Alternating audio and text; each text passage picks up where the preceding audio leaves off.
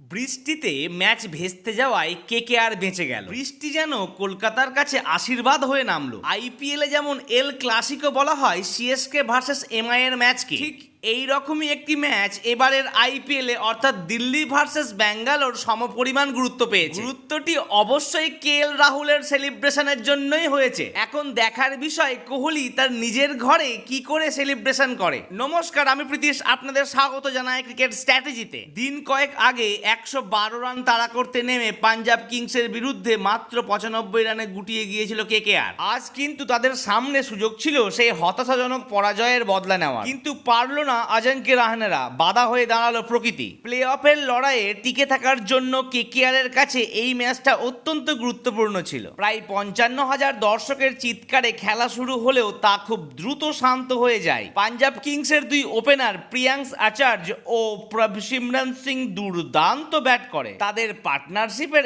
120 run পাঞ্জাবকে শক্ত ভিতের ওপরে দাঁড় করিয়ে দেয়। 20 ওভারে প্রীতি জিন্টার দল তোলে 201 রান। জবাবে কেকেআর এর ইনিংস এক ওভার কাটতে না কাটতেই মুষলধারে বৃষ্টি নেমে আসে, সঙ্গে প্রবল ঝড়ো। নাইটদের রান তখন 1 ওভারে 7। গোটা মাঠ ঢেকে রাখা হয় কভারে। বহুক্ষণ বন্ধ ছিল খেলা। শেষমেশ আয়োজকদের তরফে ম্যাচ পরিত্যক্ত বলে ঘোষণা করা হয়। আর আমি যেন পরিত্যক্ত না হয়ে যাই তার জন্য আমার ভিডিওতে করতে হবে আপনাদের লাইক, আর চ্যানেলটিকে করতে হবে সাবস্ক্রাইব।